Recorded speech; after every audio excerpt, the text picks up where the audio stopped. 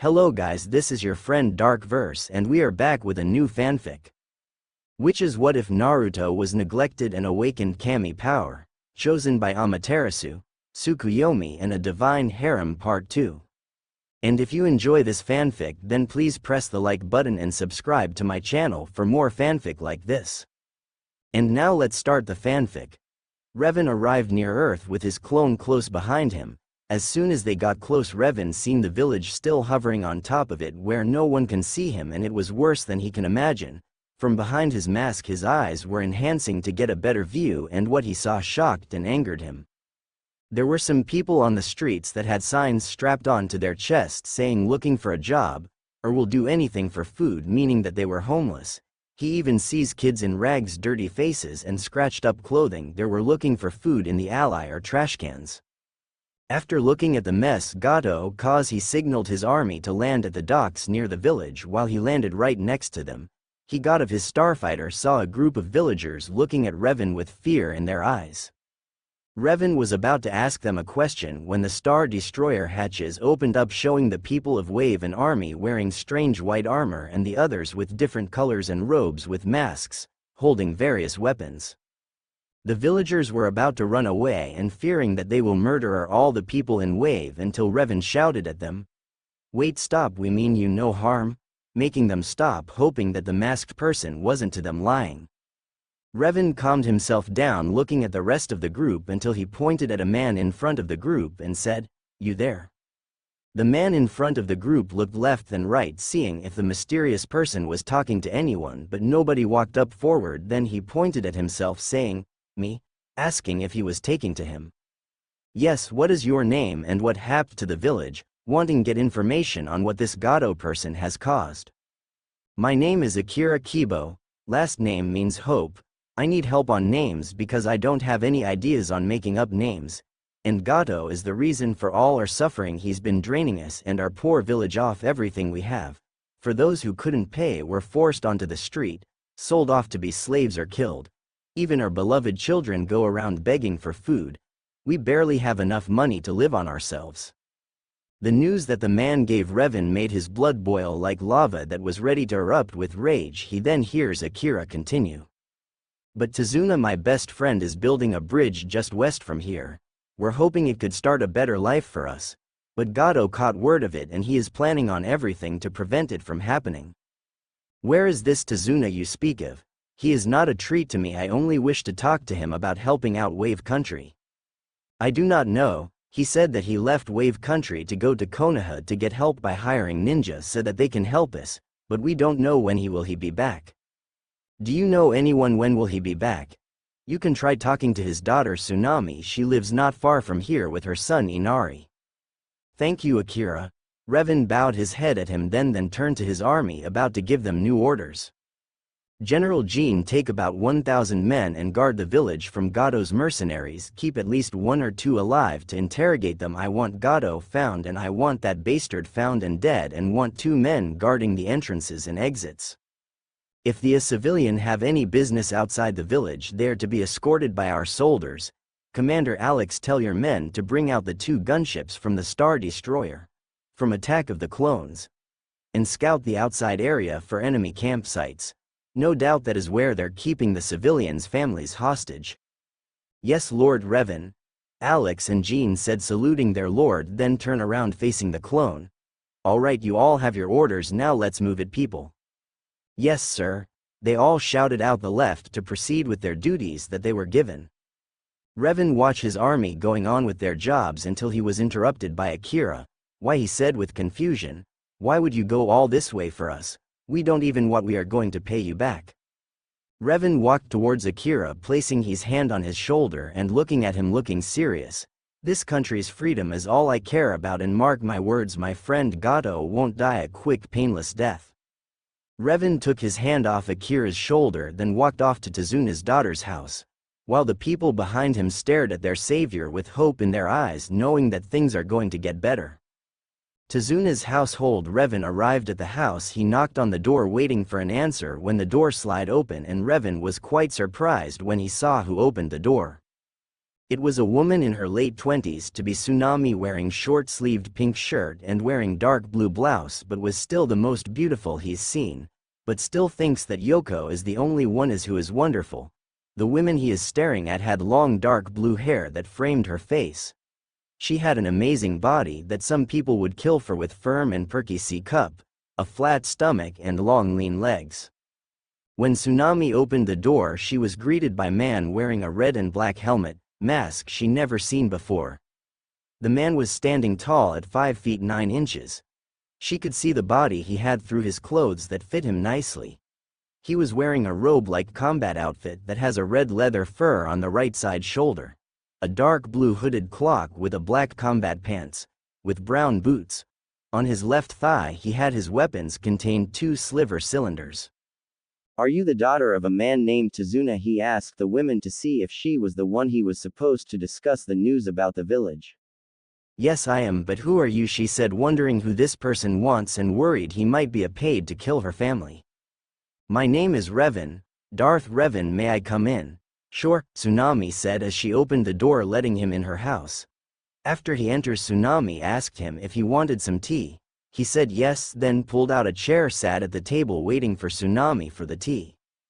"If you are wondering if I am one Gado's minions, you're wrong. I am an emperor that came here to this village to help in its dire of need," Revan said when Tsunami bringing the tea to the table. Relieved that this person wasn't a mercenary trying to kill her family but is curious on why he said he was helping her home. "The reason I'm helping is because I don't want this place to suffer any longer and will anything to protect anyone who are dear to me.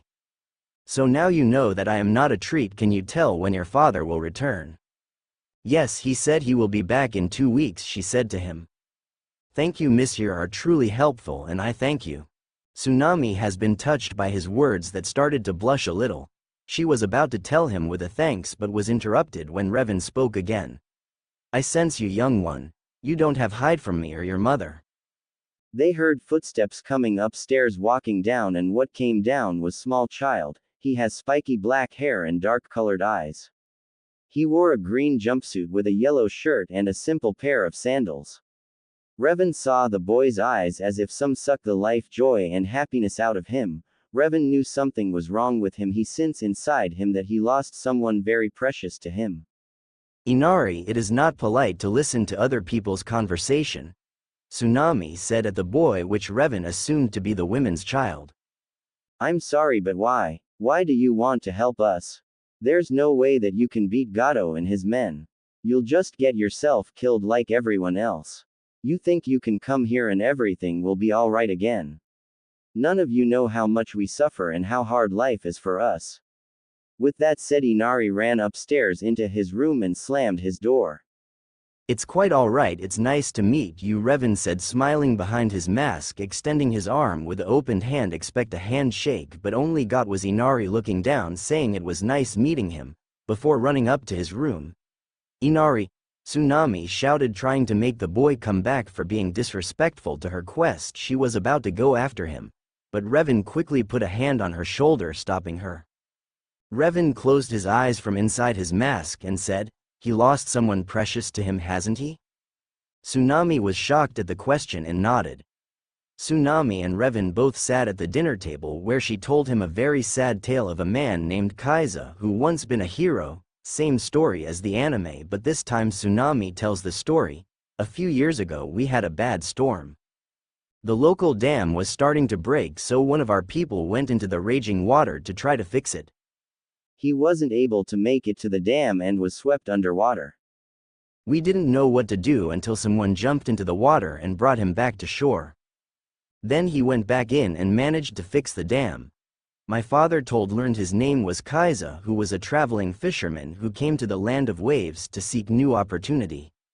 Over the years he became the father Inari never had and the brother I never had. When Gado arrived, Kaiza tried to stop him from taking over the country, but he was captured and publicly beheaded in the town square by Gado to show what happens to those who oppose him." Revan was shocked. This was the same Kaiza proxy gave him intel about Gado. The way Tsunami told about Kaiza, he sounded like a great brave man, even almost like his clone army. But now he understood why Inari is acting like this. The loss of a person, they can change their emotions much like Revan's own life, people acting like he doesn't exist at his old home village. But all that changed when the three goddesses made him their avatar. Revan didn't want to see a child in pain, so he told Tsunami he decided that he have a talk with at dinner and tell him about his life. She nodded and thanked him, then went to the kitchen to make dinner for him and her son. Tizuna's household living room 7 p.m. Revan helped Tsunami set up the table by setting the chair and helping make dinner for them. Inari came downstairs still with an emotionless face, looking down on the ground with a depressed look on his face as he took his seat. Tsunami took her seat next to him, son, trying to comfort him to make sure he doesn't lose his temper again. As Revan brought the food to the table, Tsunami and Inari began to eat. Revan wanted to eat as well, but he remembered that he was still wearing his mask under his hood. He removed his hood, revealing his entire head to the family, making them gasp, for they think he might be injured in an accident. They were interrupted when Revan spoke. Don't mind me, I'm just taking this mask off so I can eat. When he removed his whole entire mask, showing his full head, which shocked both Inari and Tsunami, but for Tsunami her face was blushing red, for she saw the most handsome man in the world. He had short long brown hair that covered his left eye, no trace of body fat and no wrinkles or scars anywhere on his face. After he took off his mask, placing it on the table, then proceeded on eating. Revan saw Inari barley eating on his plate and decided enough was enough. He got up from out of his chair and took a sat next to Inari. I heard about Kaiza. He sounded like a brave man. Naruto said, looking at Inari, which made him look at him. I can't help but think that he would be disappointed in how you're acting this way. You have a mother and grandfather who love you with all their heart, who would die for you, and when they see you are hurting, it hurts them too. But don't let Kaiza's death get you down. It wasn't your fault. So you listen to me, Inari. You got the makings of greatness within you, somewhere in your heart, but you have to take the risks that arrive unexpected, no matter how difficult it is. Just keep going, and when the time comes you get the chance to test your strength and show everyone what you made of. Well, I hope I'm there, standing there beside, showing you that I am proud of you. Can anyone find out where this quote was from? Inari looked at Revan, still weeping, but what Revan said, it reminded him of Kaiza, that he told him to live his life so that he will have nothing to regret and to protect those he care about, including his mother and grandfather. What Revan didn't accept was Inari hugged him. Revan felt the wet tears absorbing from his cloths. Revan didn't know what to do. He never how to convert children, so he did was hugged him back. I know life seems hard and unfair and we can't change the past, but it will get better if you're willing to fight for it like Kaiza did and like your grandfather is doing. He is risking his life building that bridge so you can have a better life, but it's not just for you, it's for everyone. He said, letting go from the hug, and stood up. Inari looked at him and asked, but what can I do? I'm just a little kid. I don't want to see my mother and grandfather set hurt. Revan looked down at Inari and smiled. Have faith in yourself and others. I can teach you some amazing techniques that are beyond anyone's imagination. While I'm here, as in today, you will become my apprentices. But most importantly, help your mother and grandfather become happy again and keep them safe. Inari nodded at that with a small smile, and Revan told him to continue to eat. Tsunami was inspired of Revan's words to Inari, and she never seen Inari smile before, and it was all thanks to him. When they continued to eat, she couldn't keep her eyes off Revan. What is this feeling? Have I fallen for him? He changed Inari from being depressed to being back to his normal self. He even acted like a father figure to my son. But would he love me or would he just ignore me? All she can do wait, and when the time is right she will tell him how she feels. Tizuna's household living room 8 p.m. After everyone was done eating, Inari yawned, rubbing his eyes, which Revan and Tsunami knew it was past his bedtime. Come kiddo, time for bed. Your training with me begins in the morning and I don't want a tired student of mine lazy in the morning, so you best get some shut-eye, Revan said, ruffling Inari's hair, making him smile. Okay, good night Ka-san, Revan-san.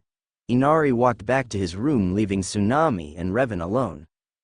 I better get to sleep too. Tsunami-san, is there a guest room I can sleep in?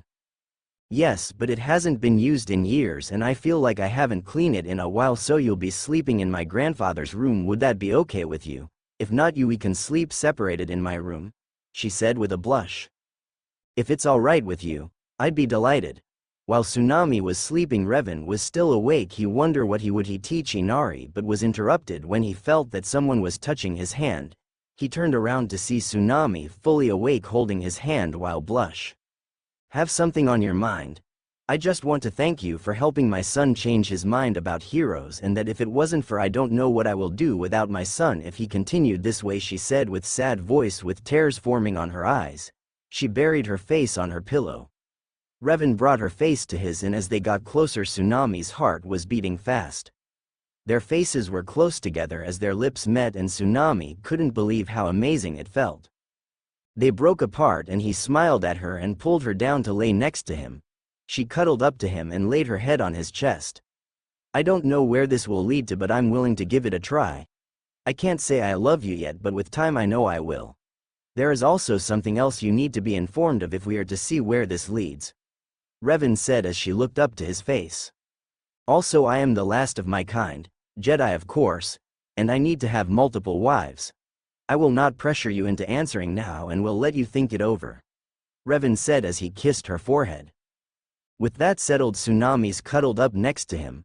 Sweet dreams, Tsunami-chan, he said and kissed her forehead, getting a smile from her, and fell asleep with her in his arms.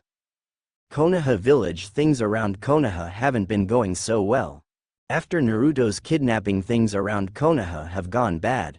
First was the Uchiha massacre. Itachi killed every one of his clan that was ordered by the consul, for the Uchiha were planning an attack on the Leaf Village, but only Itachi spared his brother Sasuke and his mother Makoto. The reason he let his brother live is he thought that his mother can change his ignorance and selfish ways, but it turns out to be a failure from the start.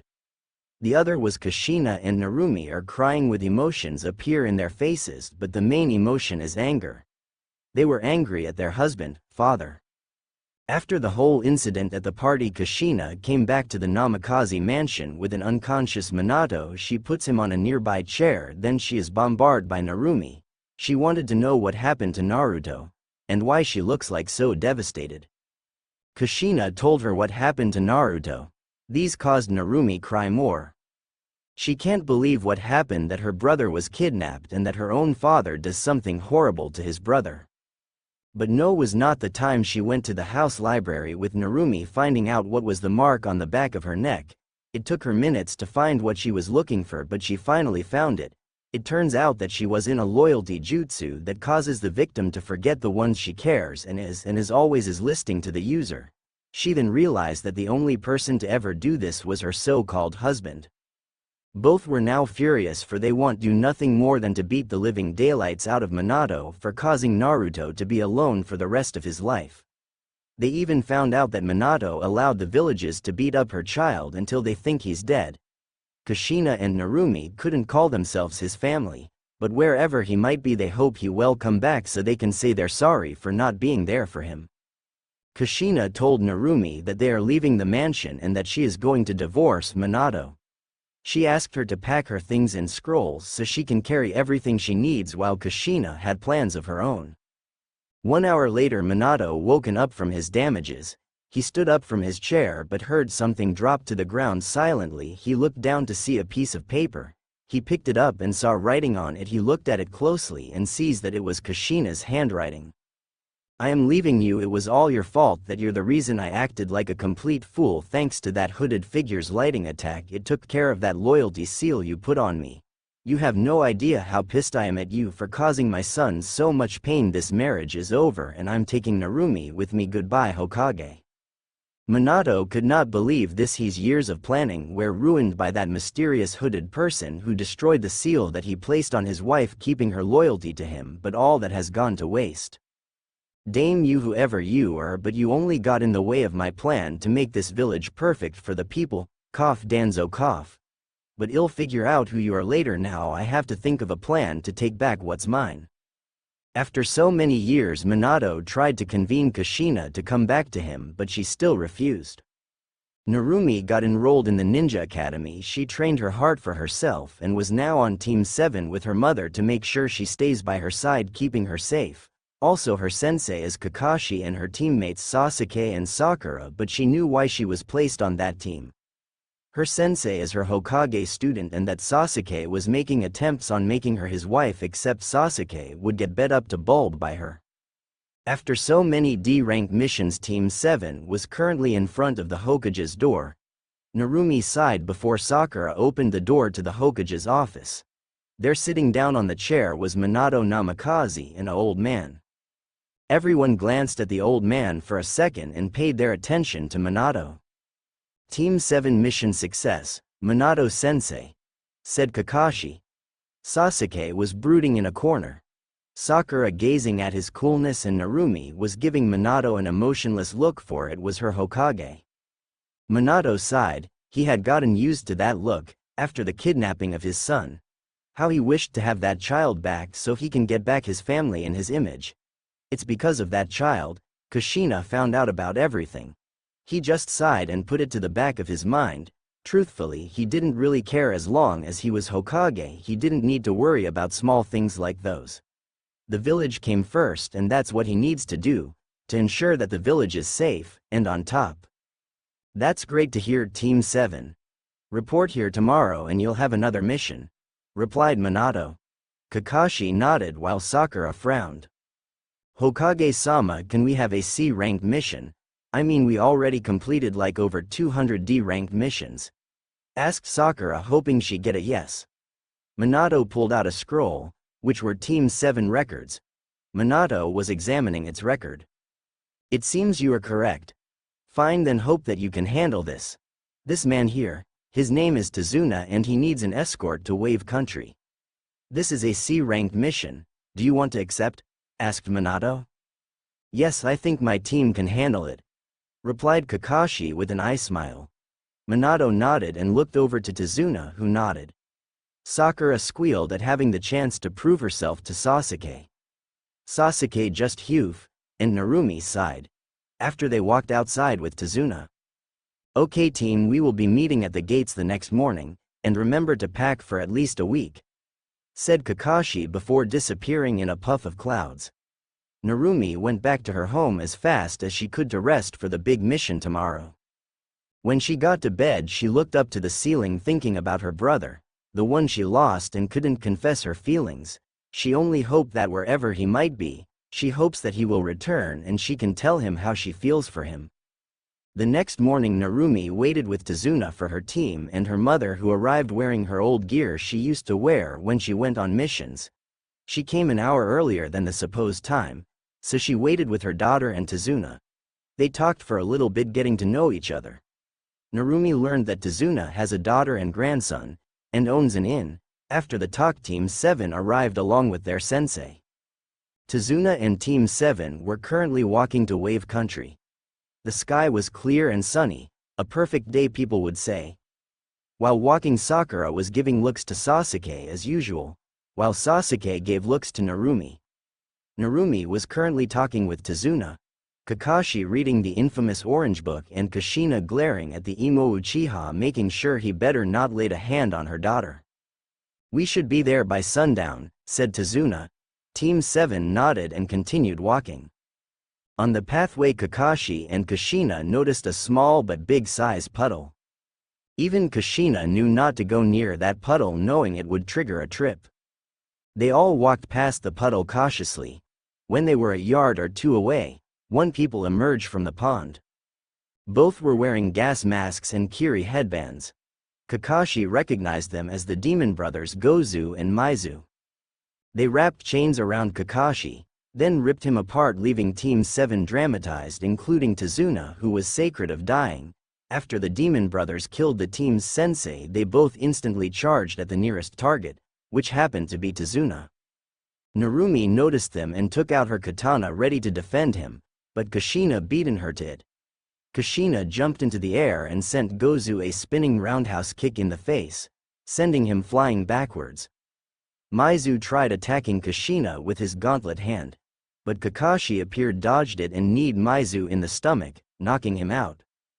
Just what the hell was that all about? Sakura said, getting everyone's attention, but soon ignored her as everyone turned their heads to Tazuna, who coughed, getting everyone's attention, for it was because of him that the demon brothers were after. What? Tazuna asked them in question. Why, where does two after you? Kushina said, wanting to know what was going on. I don't know what you're talking about. This caused Kushina to grab him by the neck, making him look at her deadly eyes. I know that you are lying to us, so either you tell us what's going on or we're leaving this mission. Okay, I tell, just let me go, he said to Kushina. She nodded as she let go of him to let him explain. He told them that village was under the control of Gato, who caused pain to his home village, and that nobody was brave enough to stand up to him until a local fisherman named Kaiza stood up to him. However, he was captured by Gato's men. He was beaten, tortured, and the last part of the story got to Team 7. Gato's henchmen killed Kaiza in the town square in public and declared that anyone don't follows his rules, they will be sentenced to death. Team 7 were shocked to hear this. This Gato person is controlling this people like they are his slaves, and if they were to disobey his rules, the people would be killed. So you see, I hope that someone from your village would help us. We're building a bridge to make trades to other villages, and once we do that, it will bring our people hope. So will you help us? We really need your help. Narumi and Kushina knew this old man was begging for their help. Kakashi, Sasuke, and Sakura had other things on their minds. Kakashi thought that if they helped Tazuna, this will bring Konoha an alliance with them. Sasuke thought that if he do this, Narumi will be on her knees begging him to be with him. Oh my god, would someone get me a gun and so I can put a bullet on this emo prick's head? It will do the world a favor. Plus it will prove that the Uchiha is stronger than anyone. As for Sakura, she was staring at Sasuke. How in the world she became a ninja in the first place? Useless fangirl. She also won't lose to Narumi since Sasuke always asked Narumi on dates. This got Sakura pissed. She wanted to be the one, be Sasuke's crush, so she wasn't going to let this mission pass on. We'll do it, we'll help free your people from Gato's hands, Kakashi said, with everybody agreeing to it. They continued walking along the path when Team 7 and Tazuna noticed that they were covered in mist and it was really hard to see. Tazuna was still a good distance away from them, but they could still see him. Kakashi sensed a person with a powerful chakra signature. Duck, Kushina yelled out. Kakashi pulled down Sasuke and Sakura down to the ground while Kushina brought Narumi and Tazuna down, avoiding a large menacing blade spinning rapidity. Kakashi's eyes widened when he noticed what happened. It was Zabuza who drowned his giant sword at them. Momochi Zabuza, demon of the hidden mist. Expert in silent killing, a rank missing nin. What are you doing here? Kakashi asked, who was a little nervous, for the safety of his team Kushina and Tazuna. Well, if it isn't Kakashi Hatake of the Sharingan, or should I say the copy ninja, said Zabuza with a monotone voice. The old man is mine, he glared at Kakashi and releasing killing intent. Protect Tazuna, you three. Kushina, you with me? Ordered Kakashi, when he realized what was going to happen. Team 7 quickly ran to Tazuna but froze when they felt the killing intent strengthen while Kushina pulled out her katana. Zabuza then dashed towards Tazuna with his sword ready to strike at Tazuna. Kakashi tried to stop him but was stopped by Kushina's blade. The rumors are true, you truly are the Red Death of Konoha, Zabuza said to Kushina. I'm guessing people around every other village know about me, but why are you trying to kill the bridge builder? She asked the bandage missing nin. It's none of your concern for what I plan to do. All I know is that I'm being paid top Ryo, or top dollar is how people say it, to kill this old man, and nothing, not even you, will stop me from get that bounty, Zabuza said evilly. Both Kushina and Zabuza continued to clash swords, but Kushina had the advantage for she was known to be one of the best sword wielder that ever lived. She pushes off Zabuza blades, making him skid back. He disappeared in a puff of smoke out of Kushina's sight, then reappeared in front of Kakashi making hand signs. Water style. Water prison jutsu. Kakashi was trapped in a sphere of water, unable to move. What are you going to do now that your Sharingan user is trapped in my prison of water? He said, smirking under his bandages. Kushina did nothing but formed hand signs of her own. Then she lifted both of her hands at Zabuza and yelled out ninjutsu summoning. Chakra chain barrage. 2 silver chains shot out from her hands towards Zabuza, which he didn't suspect her to do. He was wrapped all over with chains and could not get free from them. What is this jutsu? Can't get myself out of this chains, he thought with confusion. He then stared to fell weak all of a sudden that his vision started to become blurry. What the hell is going on? I feel like all my chakra is being taken. If you're wondering why you feel weak is because my chains can absorb your chakra, and now that you're trapped it also cancels out your jutsus that you performed. Zabuza looked at his left side where he placed his water prison jutsu on Kakashi started to fall apart, thus freeing Kakashi. He pulled out a kunai and pressed it against Zabuza's neck. This is your end, Momochi. Zabuza, you have any last words before your end? I'm not sure if I have any last war. Zabuza couldn't finish his sentence when all of a sudden a blue-like laser hit him in the back of the head. He fell down to the ground unconscious. This surprised everyone. They turned their attention where the blast came from, and what they saw was a strange person wearing a green cameo-like armor from its head to its toe, and behind this person were about 10 or more behind him, but had a different kind of color than the one up front. The one up front is a Arc Commander Colt in Phase 2 armor, but also I changed the clone's color because pretty much they would be a easy target. I haven't thought about it until now. I stun him, sir, a soldier from the front said. Good work, Joe. Troopers put him in restraints, you two with me. They walked towards Tazuna, but Narumi, Sasuke, and Sakura kept their guard to protect Tazuna. Stand down, children, we're just here on a mission to bring this bridge builder back to his village by order of our Emperor Lord Revan. Team 7 were shocked to hear about this, but the one more shocked was Tazuna. However, this Revan person, as he commanded his army to help him, but what would he gain from this? He just hoped this person isn't worse than Gato. Kushina was having a serious look at one of the soldiers. These were the same people that kidnapped her son. She told Narumi how Naruto was taken by this people. This was the only chance she can find out where her missing son is. But this men have a different type of armor. Still, she wasn't let that go. Narumi wasn't going to let them get away either. If this people were the ones that took her brother, they know where he is. If you will come with us to Zuna, we will guarantee your safety. Hold on, Kushina interrupted the commander of the group. I have questions for your emperor that want to be answered. I sorry miss, but unless Tazuna want you and your team to come along, then it's his decision, not ours, to let you join us back to the village. So Tazuna, what will you have us do? Do you want the team you hired to protect you to come with us, or you want to leave with us? It's your choice. Tazuna wanted to see his family, hoping that they were safe. However, for the team he hired were still with him. The least he can do was thank him for protecting him from those dangerous ninja and bring back to the inn to rest. They helped me from danger and protected me all this time. I would like for them to join us back to the village. Then let's move out. Zack. Tom, you help Joe with carry the unconscious tyrant. There's no doubt that he is one of Gato's men. We'll bring him to village to integrate. Yes sir, they both saluted. And soon every continued to wave. Behind them was a masked mysterious person standing on a tree branch. Look at the group with murderous eyes as the soldiers taking away her teacher, father.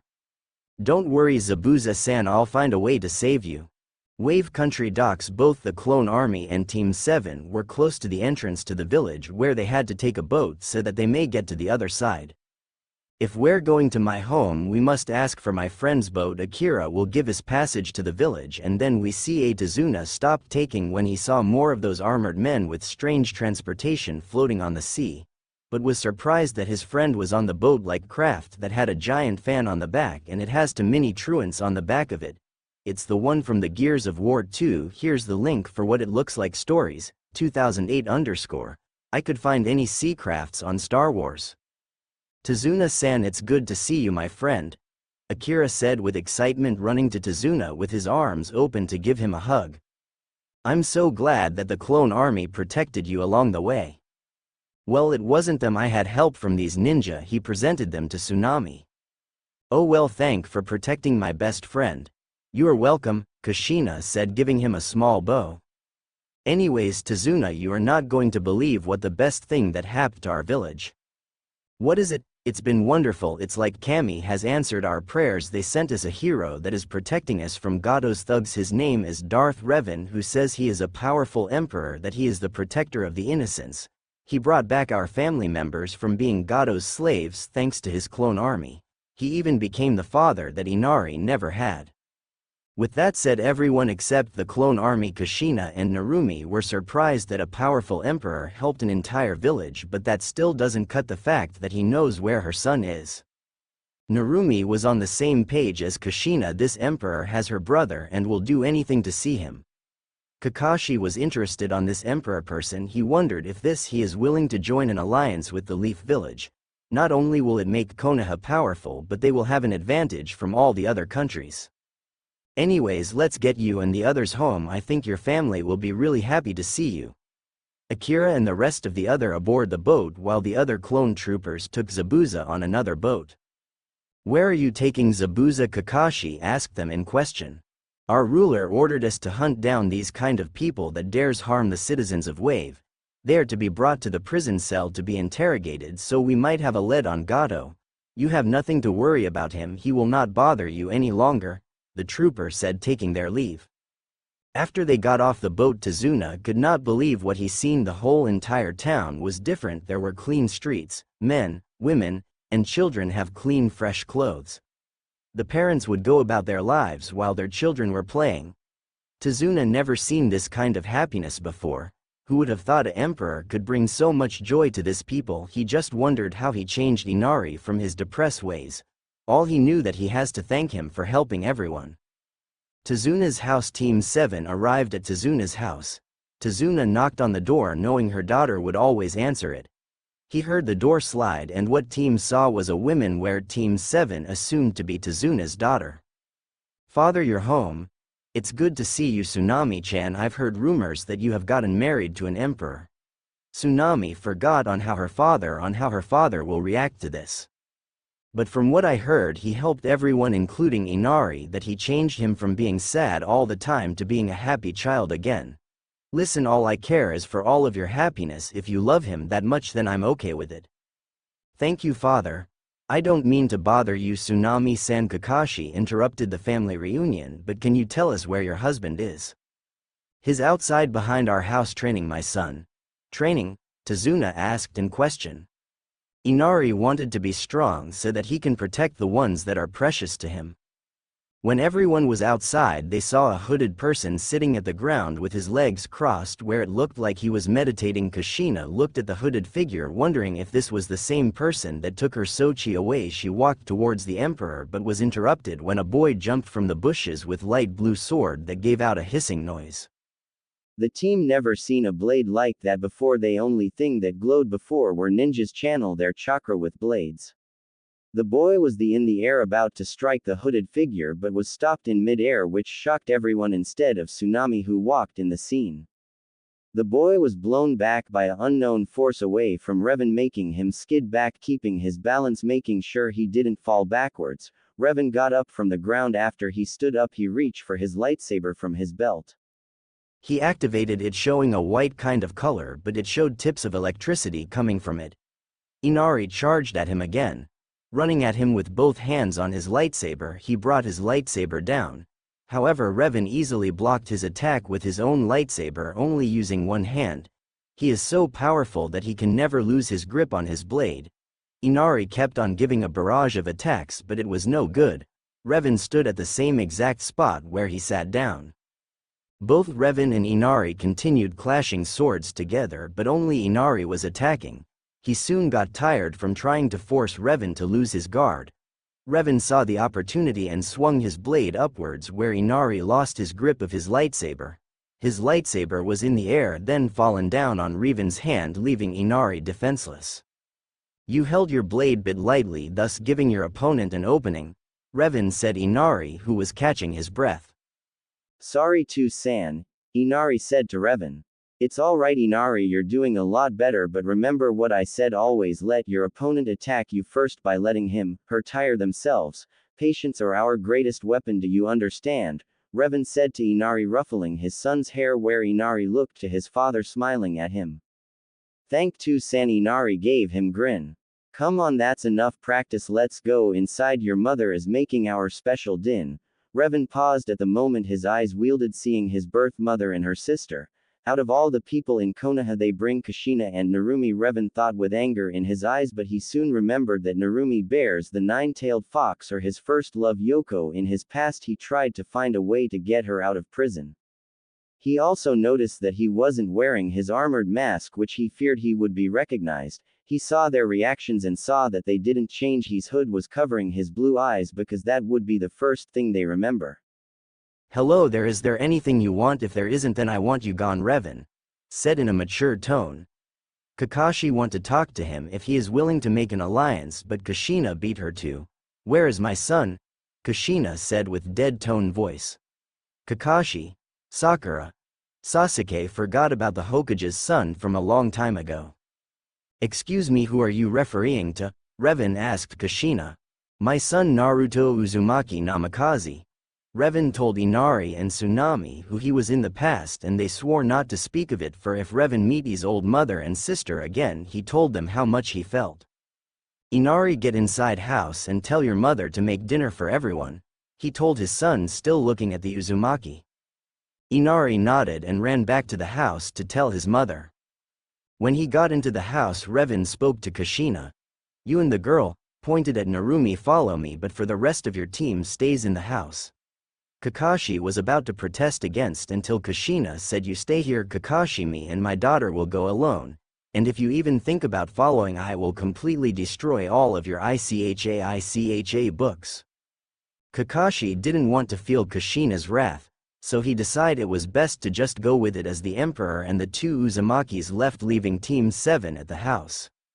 Star Destroyer's main hangar. Revan sat on the main hangar chair drinking one the finest sakes, looking out the window where he got a view of the townspeople living out there lives peacefully, and his clone army patrolling the around looking for any signs of trouble, while Kushina and Narumi were standing behind him. So you wish to know what happened to Naruto? Revan said, still looking outside. Is that right? Yes. Why should I give away his location to you? If I recalled, he told me how he was treated back from your home village and how much hatred he held from you too. But all that went aside when he first met Yoko, or as you people called the Kyuubi, he said, which caused both of the Uzumakis to gasp. Narumi once visited Yoko in her mindscape and how she cared for Naruto like a true friend. Unlike her, this caused the both of them to lower their hands in shame with tears in their eyes, knowing how much pain the both treated Naruto, but they wanted to redeem themselves for their past mistakes. This time Narumi stepped in and got on her knees and hands on the floor, bowing down to him. Please, I beg of you, I want to see him again. Kushina was surprised on Narumi's action. Kushina knew that she loved her Oni-san more than just a sister. Her mother found out that Narumi has a crush on Naruto and wanted to give her feelings to him. Revan turned his chair around looking at Narumi in constant state. He puts down his drink on the side of the chair and sighs. Why in the world do you want to see him? What is this person to you? Because I love him, not just sister, but someone who wants to be with him. Revan's eyes were now wide and that his drink fell down the ground, making it shatter into little pieces. He never knew that his own sister had loved him since they were kids. Revan couldn't even think anymore. All he wanted is to bring freedom and justices to Earth and to get back Yoko from Narumi. Now that his ex-sister told him he loved him more than just a regular sister, he didn't know what to do. Sochi, Kushina said, catching Revan and Narumi's attention. He forgot that when he dropped his drink, which caused to flinch. Sochi, please tell me, is that really you? Kushina said with tears in her eyes, hoping that he was him.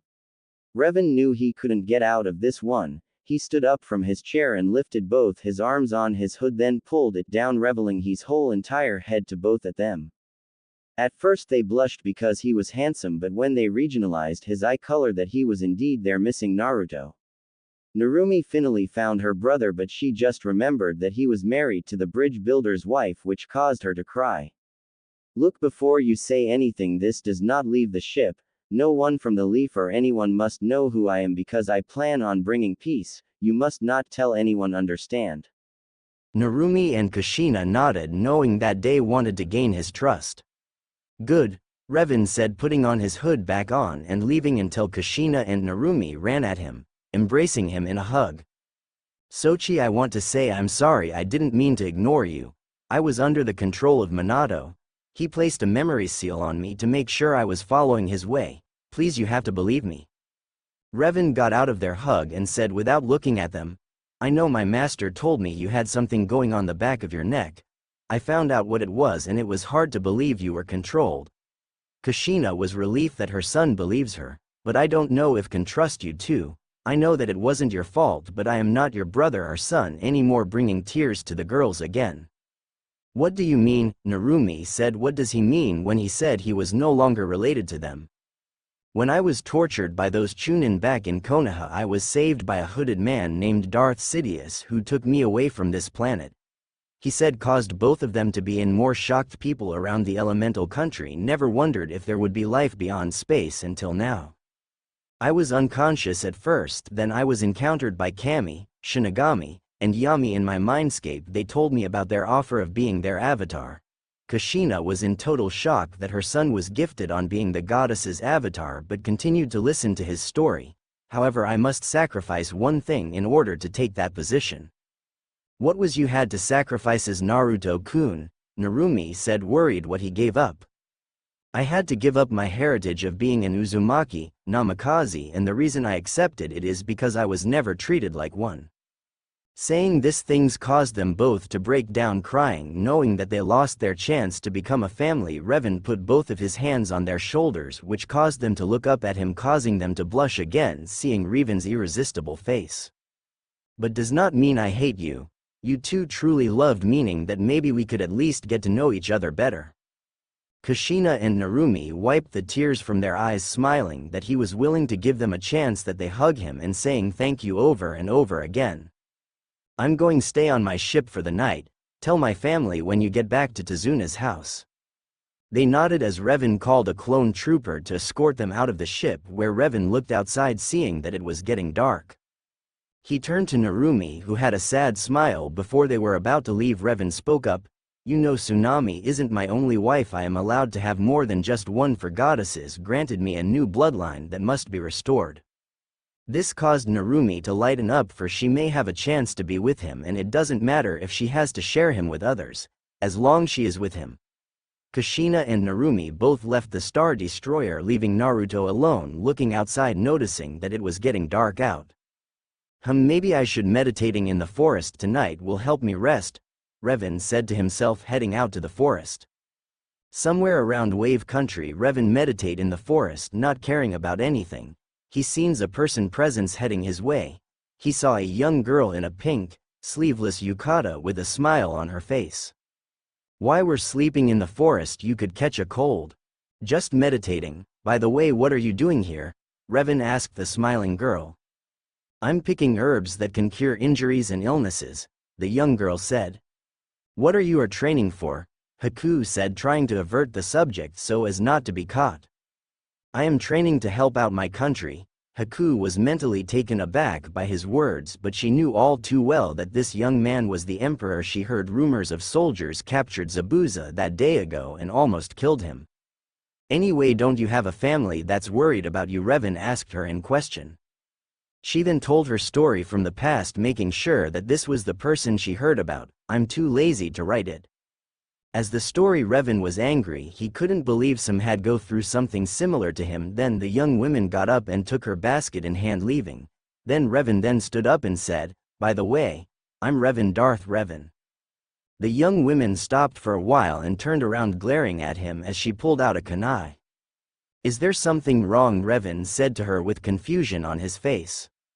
You commanded your army to capture Zabuza, didn't you? Haku said in anger. But of course he was a menace to Wave.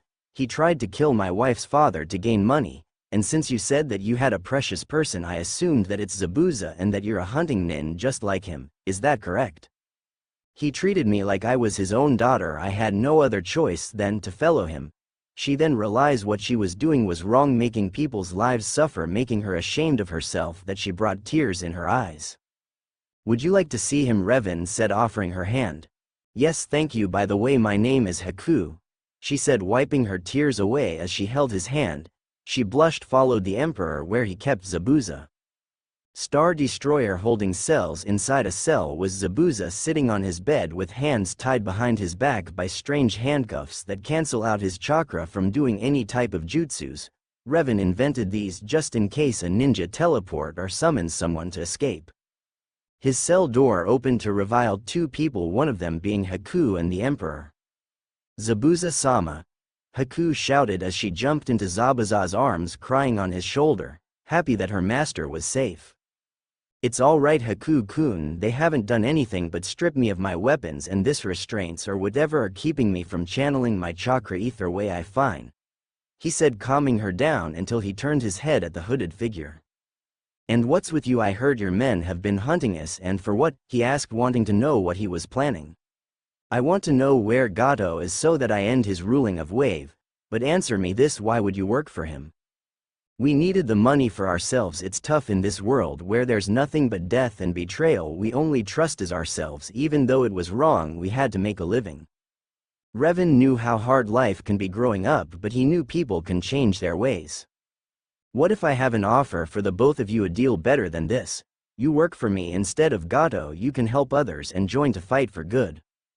Haku and Zabuza thought about it. This can be the start of a whole new life ahead of them. And I want you to do something for me before you join me. What is that? Lead Gato and all of his men to the unfinished bridge, that so I can kill him and all of his tyrants. Haku looked at Zabuza, thinking about what his answer will be. We both accept your deal. We hated working for him from the start, he said, smirking under his mask. Revan understood him. He pressed a button next to the Zabuza's cell, where a clone trooper came running to Revan, saluting him, saying, "My lord, I want you to bring this prisoner's belongings here immediately. We got new allies joining us," he said to the trooper. Yes, my lord. The soldier saluted, running to get Zabuza's equipment. Revan turned around facing the masked ninja and the girl. He pulled out a key from his pocket, then released Zabuza's restraints, thus letting him go. After doing that, Revan lifted his hand to Zabuza, giving him a handshake. Welcome to the Empire, my friends. After the conversion, Zabuza and Haku were getting ready for their first assignment to tell Gato that now was the time to take the village. While they were doing that, Revan came back to Tizuna's house to find Team 7 leaving with Tizuna. What's going on here? Revan asked. Where are they going? We are going escort Tizuna to the bridge and protect him and his workers. Very well, but just to let you know, I'm sending some of my squad too, until he was interrupted by a brooding Uchiha. I don't need any help from your army's help. I'm an Uchiha, I can take on anything. By the way, I command you to hand over your weapon, it's wasted on you, he said to Revan, person thinking he was crazy. Are you treating me boy? Who are calling boy? I am Uchiha, I am the last of my clan, and I deserve what is rightfully mine. And if I refuse, then I will take your whore of a wife. When he said that, the whole entire room began to hard to breath. Everyone looked at the source to see Revan with a dark aura of power flowing. Revan slowly raised arm with a griping hand. Sasuke began to feel like someone was choking him. He was also levitating from the ground, still holding his neck, causing everyone except Inari, who went to work with him, seeing how he interrogating Gato's men. Kushina and Narumi never knew how powerful Naruto was. Let's get one thing straight, Uchiha, you have no right to demand anything from me. If you're thinking of asking me for training, you can forget. You only want this for power, and it will only lead you into a dark path that can take your life. Revan looked at him dead in the eyes and continued to talk. And if you ever talk to my wife or anybody who I care about, Revan continued, about to close his grip, causing Sasuke more pain, grabbing what to be assumed to be choking him. I will break your neck, you understand, he said to the Uchiha, who couldn't even talk. I will take that as a yes. Revan laid down his arm, making the Uchiha fall down on the ground, gasping for air while holding his neck. Why you do that to Sasuke-kun? Sakura shouted at Revan. You want to be next? Sakura quickly shook her, not wanting to be choked to death. Then let's get going, he said as everyone stared, heading to the bridge until Tsunami grabbed his arm, making him turn around as Tsunami kissed Revan on the lips. Be careful out there, when you come back I have news that you will like. I'll see you soon, Revan said as he rushed to catch up with the ninja. Tsunami stayed inside with Inari, only she saw him running along. Inari told her that he was going to go outside for training. She nodded, rubbed her stomach, blushing as she thought to herself, I wonder what are we going to name you? She smiled, wondering how her husband will react, but she knew that he will be shocked from the news, but it will be worth it and funny to see his face. Wave Country Bridge Construction Site Team 7, Tazuna, and Revan arrived at the bridge only to see Zabuza and Haku behind them, where Gato himself standing behind him, where his thugs and mercenaries with sharp and dangerous weapons. It's look, you were right Zabuza, there are no soldiers guarding the bridge. Now that not our problem anymore, this village is our right for the taking. After he said, Gato's men raised their weapons into the air as they shouted a battle cry, preparing to attack, making Team 7 get into their battle stance. But what they didn't accept was Revan walking forward until he stopped at the middle, putting his hands behind his back, looking at Zabuza and Haku. Zabuza, Haku, I see that you made your promise to me, bringing him to me. Everyone except Zabuza and Haku was confused what he said. Zabuza, Haku, what is he talking about? What you promised bringing me here to him? Zabuza turned around facing Gato, smirking that he was about to tell him. We quit Gato, we have been hired by a new person to bring you here to your death, he said as him and Haku disappeared, then appeared next to Revan. You backstabbing bastards, you betrayed me, but no matter, I wasn't even going to pay you anyway, seeing as how you were defeated by a bunch of brats. I realized my mistake in hiring you, and that unless girl of yours. What he just said angered Zabuza, but Revan was most offended what Gato just said about Haku being useless. Now my men kill everyone in the entire village but leave the women alive, they will make fine slaves for us to pass the time. As he said that, all of his men charged at the ninja and Revan getting into fighting stance, but Revan raised his hand back, telling the others to stay out of this. I will handle this, Revan said as he made 20 hand signs, and at the end he raised both of his arms water style. Hands of Poseidon. My trying to make new types jutsus, making 2 pillars of water shot from the sea, forming humongous hands that grabbed every last one of Gato's goons, leaving Gato all by himself. After the goons were captured, both pillars of water holding the tyrants crashed together, making sphere of water.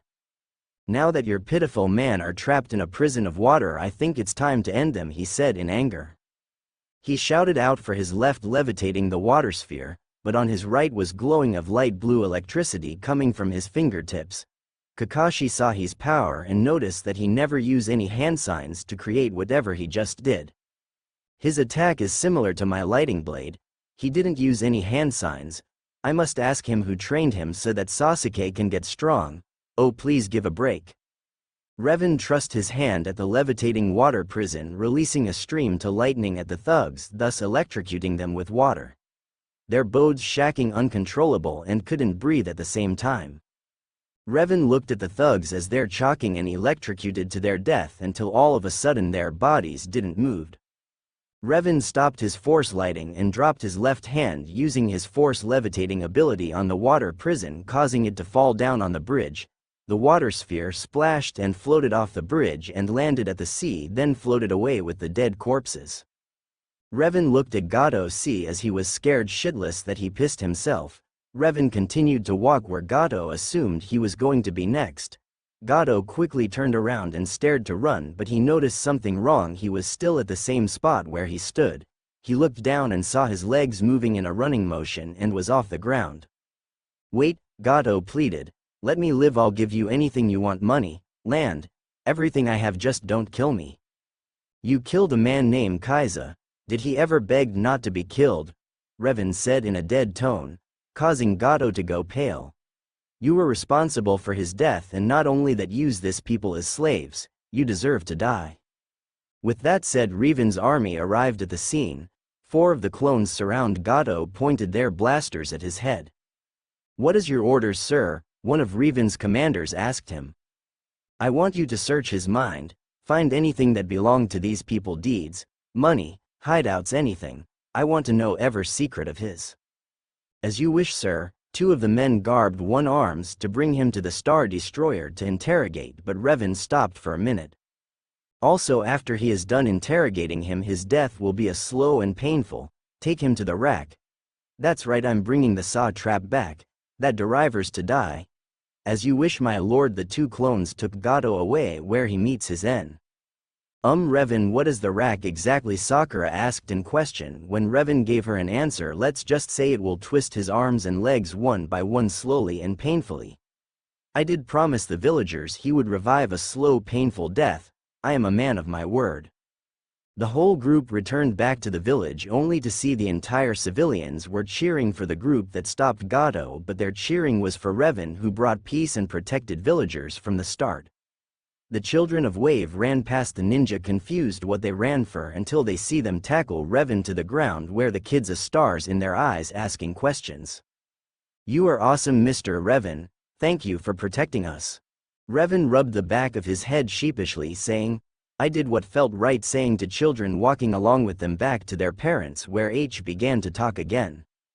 People of Wave Country, Gato is no more, which caused everyone to cheer for Revan, saying his name over and over again. Also, I told my men to look for all your belongings that will return to their right owners. It will bring back the glory to your village. This brought everyone to tears, that they know they will not fear from thugs or from anything else. After was settled, Team 7 were ready to leave. Narumi asked Revan if he wanted to return to the hidden village to stay with them, but Revan refused. He said there are others that suffered more than just him and he needed help them out. Narumi and Kushina were saddened by this, but Revan gave her a communicator to catch in touch with her or if anything goes wrong. This brought them to a small smile, knowing that he still cares for both their safety and willing to give them another chance. Revan, Haku, Zabuza, and Revan family waved goodbye to Team 7, who left the village. Revan then turned to Zuna and said, so what are you going to name the bridge? Tazuna-san. Tazuna placed his hand on his chin and thought on what to call it until Inari beat him to it. How about we call it the Great Revan Bridge? Inari said. That sounds like a great idea, Tsunami said, looking at her son smiling as her husband ruffled his hair. Tsunami was about to tell Revan about the news until his communicator was beeping from his belt. Revan activated his communicator to see Proxy. What news do you have for me, Proxy? Revan asked his robotic friend on the search for the 8 Jinchuriki. I have succeeded on finding the Jinchuriki, Lord Revan. They have all agreed on message, however they brought their guards. 2 for each one. They won't go without them because they don't trust others. Revan understood and replied, very well, they may bring their guards along. Where is your location, Proxy? I'll be on my starfighter heading back to the Death Star and call in another Star Destroyer to pick you and the rest of them.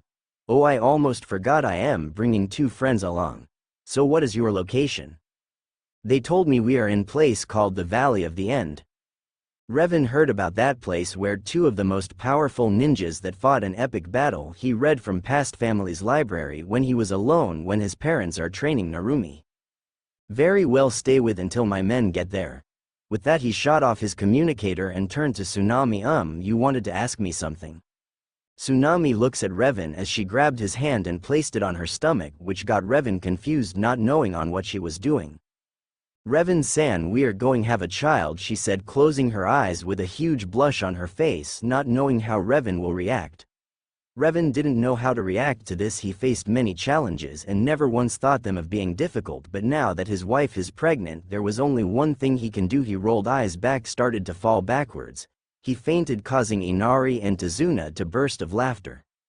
Tsunami bonked both of their heads, making them clutching their heads in pain. Today was the day that Revan goes back to the Death Star with Zabuza and Haku that he recruited.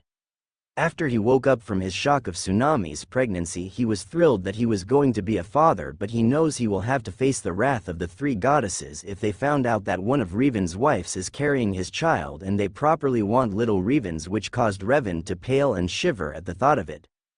Inari was happy with the news, because he will have a little brother or sister to train with and have fun together. Revan stood on a wooden platform with Zabuza and Haku next to him. Behind him was his family. As of right now, Revan was surrounded by the entire villagers where he was giving them a speech. Attention, people of Wave Country, Revan said, getting their attention. I have great news for you all. I am leaving to continue helping others by finding new allies to bring Theseus' world at peace. At first the people appalled for his speech, but then their children stared to tear up, for their hero was leaving. Revan looked at the kids and continued to speak. Let me finish. I never said I won't come back. I will still stop by visit anytime," he said, getting the children to smile again, wiping their tears away. "As I recall, this village has no leader, which I have the perfect person for the job." He turned head and looked at his son Inari. He waved his hand back and forth, telling him to come over where he is standing. Inari walked up next to him as Revan put a hand on his shoulder, then turned back to the crowd. "My son is training so that he may protect you. Even though he is not in that age to lead, he will keep on training. And I know that he will make all of us proud." With that said, everyone in the entire village cheered out loud for their soon-to-be leader. Tazuna and Tsunami were proud on how Inari was going to grow up to be as strong like his previous father. Inari could not believe what he just heard. He could only do was stare at his father's face smiling at him.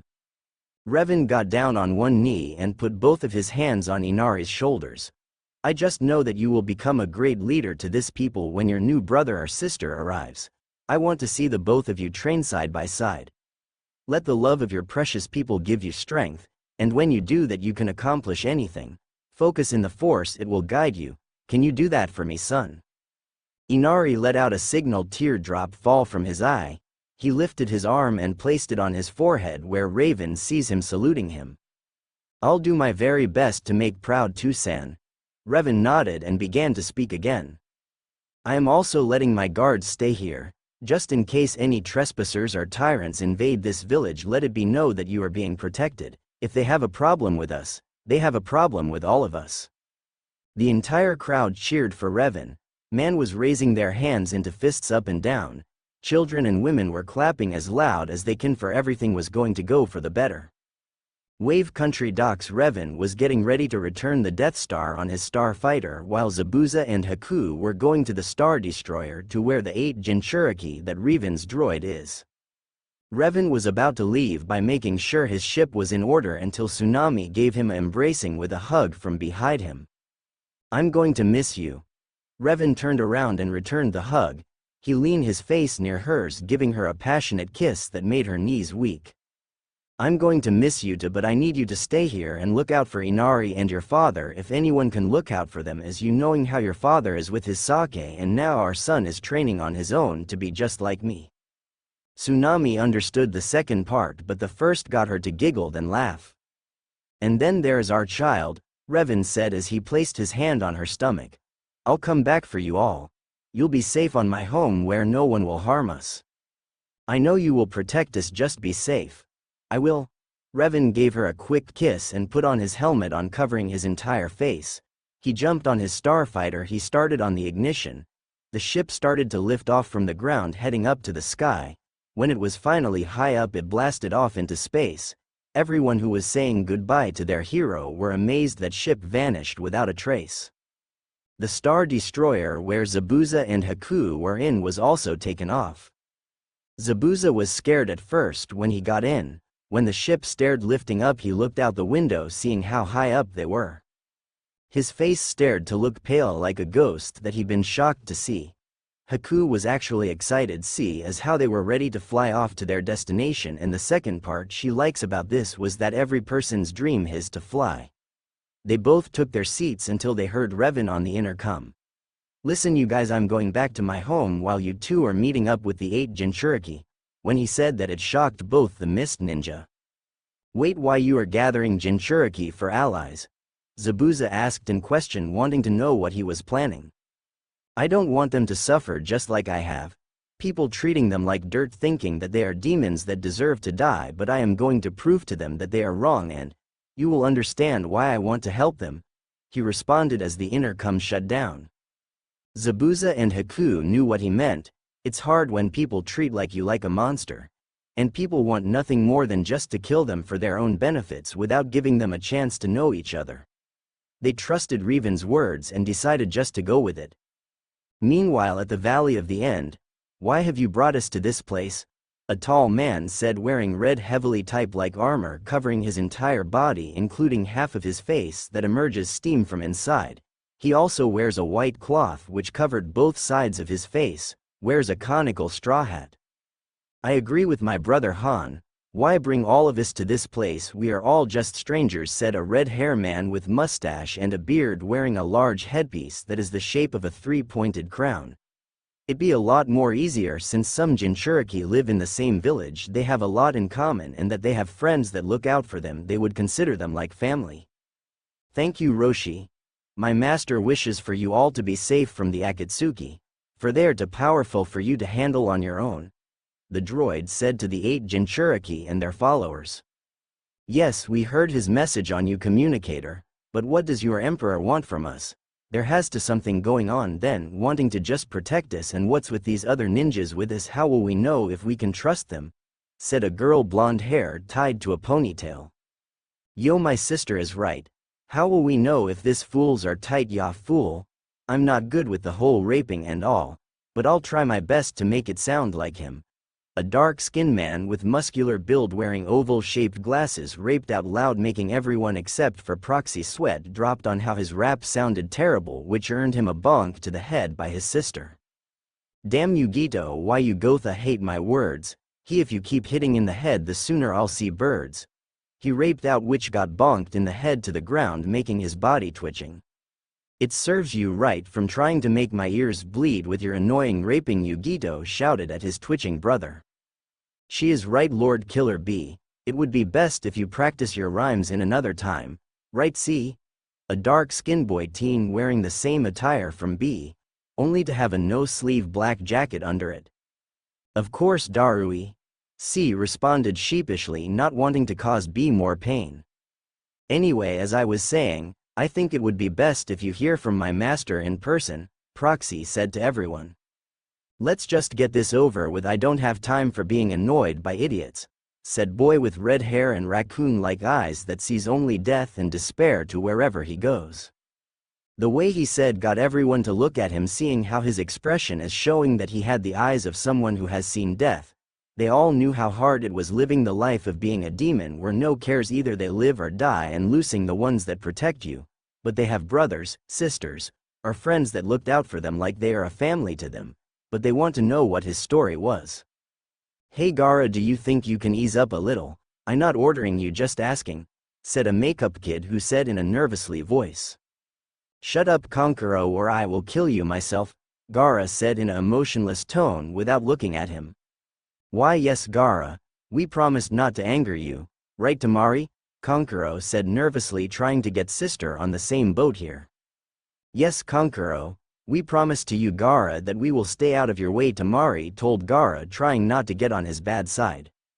The other Jinchuriki had thoughts about this Gara they heard about. They heard interesting things about him. How he always comes back from a mission without any scars or damage, but he was cold to everybody. They were cut from their thoughts when Proxy interrupted them. It would seem that our transportation has arrived. Everybody turned their heads towards the droid, but then the ground started shack, causing everyone except Proxy trying to balance their stance. They looked at the sky, only be in awe, for they see a triangle-size-like ship floating down upon them. It was almost the size of their villages, but were a lot bigger. Everyone, I bring the Star Destroyer. Everyone in the group was in shock because they assumed that this aircraft can destroy stars. They were about to ask the strange-looking droid about the ship. However, Proxy beat them to it. If you are all wondering about why it is called the Star Destroyers, well, it is also informally referred to as an Imperial cruiser, meaning it can take us to faraway places that nobody has ever seen before in the galaxy. Now everyone, even Gara, had their eyes wide. This ship can take them higher up into space. Now with that said, I think we all should hurry, don't want to keep Master Revan waiting. His name is Revan, Proxy, a mint green-haired light dark-skinned girl, asked him in question. Yes, Lady Fu, he is the emperor to the entire galaxy. In fact, he was the one that found my body and repaired me. Now I am all new. If it wasn't for him, you all wouldn't be here right now. Wait, he found your body and said that he repaired you. This time a feminine voice spoke from Yugito and Killer B's group, who had bob-style blonde hair with the front bangs reaching her shoulders. Indeed, for I am a prototype holodroid. I can transform into any kind of person and copy their abilities, fighting style and their information. Copying sounds more like the Uchiha, said Yu Takada, who remembered Itachi from the bingo book that he's seen before. Your body seems lifeless like a puppet, just like my crow, only better, Konkuro said with a little jealousy. See as how this Revan person had a much better one. No, I am not what you say, a puppet. It is true I am a lifeless being, but I am a mechanical droid, have an unlimited supply of power that keeps me going. I can even take of my own head off and I will still be alive. Proxy said to everyone by showing them what he meant. Proxy placed his mechanical hand on his head and easily pulled apart his head from his body. See, Proxy said while looking at everybody's expressions being shocked and freaked out at the same time. Whoa, I don't know whether to be freak out or sick. How are feeling, Shizuka? Hotaru said to her partner. I'm fine, Hotaru. Shizuka replied back at her, sounding a little depressed. By sound of your voice it tells a different. A male with a calm and cool voice spoke out of turn. Are you thinking about the law from your home village, are you? Utakata, Hotaru whispered at the male nin, not wanting to upset her teammate. No, it's okay. He's right. Ever since Sagiri died, you two saved me from Kokuyo grasp and I decide to follow both of you, leaving the village behind. I just been feeling anything right now. I promised my mentor right before I left the village that I look for this Jiraiya's student Naruto Uzumaki Namikaze and challenge him in a fight for my hand in marriage. Both Hotaru and Utakata looked at her with a little bit of sadness on how life can be unfair, but no matter, they will find a way to make things right. However, they didn't notice the training droid hearing the entire conversation. The black-haired female ninja has to fight Master Revan for marriage. Well, this will be surprising for him when he finds out about this. The Star Destroyer hatch from the bottom started to open by letting out air from the inside of the ship. Okay everyone, to Lord Revan Palace we go, Proxy announced to everyone to get aboard. When everyone onto the Star Destroyer, they were amazed on what inside of the ship looked like. There were lights on the buttons and switches everywhere. The floor was so clean that they can even see their own reflection. But the thing that got their attention were the men wearing strange type of armor. It covered like every part of their body. They carried strange looking that seemed to be like small cannons. The other thing that got to them were the ones that weren't equipped with any armor, but wore matching uniforms. However, what shocked the ninja group were their faces. All of their faces were exactly the same, but they were different. Some of the men had different types of haircuts. They would have buzz cuts, shaved heads, and mohawks, but now was not the time to ask questions. Proxy escorted the Jinchuriki and their followers to the where they see two people, but one person from the group recognized the both of these two sitting at the Zabuza. Haku, what are you doing here? Said a man that had gray hair, pink pupil-less eyes with scar on the left side that have stitches. Despite his height of a childlike appearance, he is an adult. He wields what resembles a large hook ended with one end being larger than the other. It also had a green flower on the larger end of the staff. Yeah, in this fanfiction Yagura is no controlled by Madara. Both of the chairs turn around to reveal the two missing ninja hidden in the mist. Lord Mizukage. Haku jumped out off her chair then bowed on one knee, showing her respect to her leader. As for Zabuza, he was looking green, still sitting on the rotating chair with what seems to be a trash can, carrying it with both of his hands, and the bandages covering his mouth were untied, exposing his shark-like mouth. I ask again, why are you both here? Last I heard that you both work for Gato. Haku was about to respond when someone from Yagura group interrupted them. Wait, you know this too, Lord Mizukage? One of Yagura's followers said. The one who spoke has light blue spiked up hair. His mouth has the same type of shark teeth as Zabuza's and wears glasses. Yagura turned his bodyguards. Know them? They're my friends Chojuro. When they saved me from a masked man who tried to manipulate me, I could not find out who was behind that mask, but I believe he was after my tail beast, for I do not know what he wanted with, but I know it can't be good. Yagura turned back to Zabuza and Haku and began to continue speaking. Before I was about to be controlled by that masked man, these two came in and saved me. We managed to escape, but Teen Kiri Ninja jumped in and started throwing multiple shuriken at the both of them. I commanded them to stop, but they ignored me. They chased them out of the village. I ordered them to tell me why they chased them out. They told me that I have been gone for a while and that it worried the people of the mist. The other part is that Zabuza and Haku are missing. They assumed that they are the ones responsible of my disappearance. I had my ninjas go out to search for them, but none have returned with news of their location. Wait, Haku said, getting Yagura's attention. However, Zabuza was still throwing up on the trash can. You were looking for us. We thought the Kiri that were looking for us was going to kill us. I would never kill the people who just saved my life. After all of us meet this Emperor Revan person will return back to the village and I will tell everyone what you done for me. Haku stood up and said thank you Mizukage. Yagura held his hands, waving his hands left and right. It's all right Haku, once we all return home the better. Yagura then looked at Zabuza. And thank you Zabuza, which got him to nod slowly right before he started to vomit again. Listen, Proxy said, getting their attention. I would advise everyone to take your seats, for are about to prepare for takeoff. The floor panels slide off to the left and what came out from under them were black leather seats with seat belts on them. Everyone got settled in their seats except for Konkuro, who was still amazed at the ship. Excuse me Mr. Konkuro, it would be best advice if you were to take your seat, Proxy said to him, hoping that he would listen. Come on, you said this can fly, but the way I saw this ship landed, I bet the trip will take long.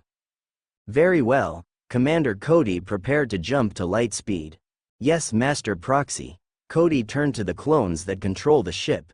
He gave them a nod which signals them to start the Star Destroyer. Konkuro, I think I listened to the metal person. If I were you, Konkuro's sister Tamari said to her brother, not wanting to do anything stupid. Relax Tamari, what's the worst thing that can happen? Before she can reply, she felt like everything around her was moving. The ship is now turning away from the Valley of the End and the ship was pointing straight at the sky. Brace yourselves everyone, Proxy said, warning everyone who do not know what is going to happen. Konkuro simply rolled his eyes back and mumbled, saying this is ridiculous. Without any warning, the Star Destroyer blasted off into space. Ah! Konkuro screamed out loud as he was being pulled back by the speed of ship. He was slammed to the wall. There was too much speed that Konkuro is unable to move any part of his body. The others have tightened their grips on their belts for dear life so they won't end up just like the Sand Ninjas team member. In space near the Death Star, after a minute or so, the Star Destroyers carrying the 8 Jinchuriki have finally made it to their destination. The ship came to a complete halt that it made Konkuro fall down to the ground, leaving an imprint of Konkuro's body. Tamari took off her seatbelt from her chair and rushed to her brother to help him up. The other Jinchuriki had thoughts on the trip. That was so awesome, I wonder if I can ask that Proxy person for another ride, Fu thought with excitement. For an emperor who has a flying ship that can fly, I have to admit this is one fast transportation vehicle, Utakata thought as he is impressed. Han groaned, holding his head in pain. He then held his hand on his mask, making it a little loose. Whatever made this thing go fast made it hard to breathe under my mask. Oh dear Cami, Roshi said in shock, clutching on his seatbelt. For once I thought for one I saw my life flashed before my eyes. Whoa, what a ride, Killer Bee said in his mind. He took out something from his back pocket, what seems to be a little dark green notebook that has a title that says Best Rhymes Book. I can properly use the speed from this ship for my best rhyme of all time. Yugito groaned, looking at her brother. Not only is he only unbelievable, but now I am afraid of incredible speed now. This trip is starting to annoy me. Gaara thought, emotionless. But mother wants this Revan person's blood, and I will do just that to prove my existence. Everyone, we have reached our destination, Proxy said to the ninjas who are regaining their strength. They picked themselves up and wondered where Proxy taken them. Everyone looked through the window only to be shocked for what they seen. Oh my Cami, what is that thing? Yugito said, not believing what she is seeing right now. Ladies and gentlemen, I present to you the Death Star. To them they see what seems to be a grayish circular sphere that has colors mixing with white and gray. It also has large deep circle-shaped spider web. From where they are seeing it is that it looked like a giant eyeball. Everybody was at awe, for they have seen something that looks impossible. Your emperor's home is on that moon, Hotaru said to Proxy to see if he was lying. That not the moon, Mrs. Hotaru, Proxy corrected her. That's a space station. A what? Tamari spoke, for she didn't know or what a space station is. A space station, this where my master works on planes, helping everyone in their dire of need. It also what you people would call a headquarters. The group followed the droid's words exactly. This emperor person is like a Hokage who does a lot of paperwork, pays their team for a successful mission, and if there is anything that will be a disturbances that can cause an emergency situation, their leader will fight alongside them. Yagura understood what it means to be a leader, but the one thing he did not like about being the leader of an entire village was the amount of paperwork his assistants keep piling all over his desk. He wished that someone else would take his job and that he will never see another stack of paper ever again. Luckily, he had someone to deal with that problem while he is gone. They were getting closer and closer to the space station. When they were about near it, the ship turned away from the Death Star for a see-through extended from the space station and was inserted into the Star Destroyer entrance. The Jinchuriki, Zabuza, Proxy, and Haku exited from the shuttle and were now entering the Death Star, for they are prepared to meet the Emperor himself, except Zabuza and Haku, who have already met him. Somewhere in a cave back on Earth. What do you mean you can't find the Jinchuriki containers? Said a holographic man who had spiked up hair and his eyes are purple with black rings around its pupil. You know what everyone already knows, every person in the Akatsuki, so I'm not going to descript them. I'm sorry, it's just I don't want to miss classes and I mostly never get any sleep. It's that we don't know where they are. We can't even find their chakra signature around anywhere. It's like they vanish the earth without a trace, Kakuzu said in a demon-like voice, making a point. Well, what about the nine-tailed fox on Konoha? Hidan said, joining in the conversation. That's a stupid idea. As long as the fourth Hokage is still there, we might as well change our cloaks that have a red target once we step one foot into that village, Sasori said, plainly looking at Deidara. Oh, you have a better idea. At least I'm not the one that is sitting on the floor playing with my dolls. Shut up, Deidara, your art of an explosion is nothing but a disappointment to us all. You were even about to blow yourself by accident, yet I still can't believe that Itachi took you down over a small genjutsu. Silence, Deidara shouted back at Sasori. Predictable as always, acting as usual. Didn't all that acting almost cost you your own life? Kisame said with a smirk on his face, remembering the time of Deidara's insinuation of joining the Akatsuki only to be humiliated by Itachi, who placed a genjutsu on Deidara, making it look like he had the upper hand. Everyone in the organization stared to argue with one another until Pain interrupted them. Enough, Pain said loudly, making everyone postpone their argument. We will all wait until the time is right. As long as the fourth Hokage is in command alongside with the two Sannin, we can't win this fight. They will overwhelm us, giving us a disadvantage. For now, we will figure out a way to come up with a plan. Everyone settled down and nodded to their leader and decided to form a plan on what they shall do. Konoha Council meeting. What are going to do now, Lord Hokage? Ever since you were divorced by Kushina Uzumaki, she has gained all of her clan's jutsus and belongs that should have been rightfully ours, said a fat, slightly bald councilman, yelled out. And that your son is nowhere to be found after that whole party incident that you caused, making him leave by upsetting him, Sume said while glaring at Minato. You people still love that demon after what he has done to our beloved village by causing nothing but destruction and chaos, said a female loud-mouthed Haruno. You council members are nothing troublesome. It was not the child's fault but Kyuubi's, the head of the Nara clan. Shikaku Nara said, glaring slightly at the current Hokage. I speak for the other clan heads when I say that the Inuzuka head makes a valid point. Every clan head nodded except for the Hidden Leaf elders, who were at uproar. Both the clan heads and the council argued for a brief moment, until Minato stood up to end this rubbish. Enough, Minato shouted out, making everyone stop the arguing, making them look directly at him. Everyone but the elders, please leave the meeting. We will pick this up on another day, he said in a commanding voice. All the clan head lifted themselves from their seats and left the room.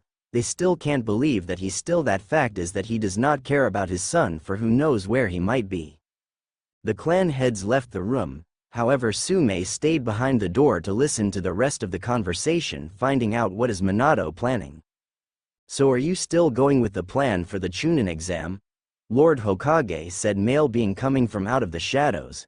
The male being revealed himself, wearing bandages from his head to his right eye. Wait a minute, is that Danzo I hear? Sume thought to herself, why that ungrateful bastard once. And what plan was he talking about? Yes, Danzo, it will soon go as planned. Even though Narumi is no longer my daughter, it doesn't mean she must still follow my rules. She will not be entering the exams, but she will be a prize to the winner of it. Sume was shocked beyond belief. Minato is using Narumi as a trophy to who wins the Chunin exam, but for what cause? She will be the wife of the person who wins the finals, is that correct? The female Haruno asked. That is correct, Danzo replied back to her, and I will use the newborn as a weapon. And I know that without a fact that it will be Sasuke Uchiha that will win this exam and take Narumi's hand in marriage when he wins. Of course, Minato said, smirking at how the plan is formed, and the best part about the plan is that the fire daimyo can't do a thing about it, for by law that the day a clan heir is born they must be married by a male clan head who is worthy of having her, as long it is for the good of their village.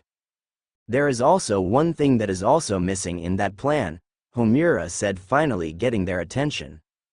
And what is that? Kaharu said, wanting to know what is the flaw to this plan. Kushina and Mikoto, Homura said, making them realize the flaw. There is no doubt she will protect her daughter from us and that she will leave the village with her. And there is Mikoto Uchiha, who is the last of the Uchiha clan.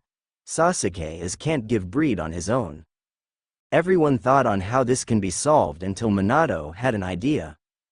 For my former wife, when she arrives at the finals I will sneak behind her and knock her out, and when no one is looking I will place the loyalty seal on the back of the neck.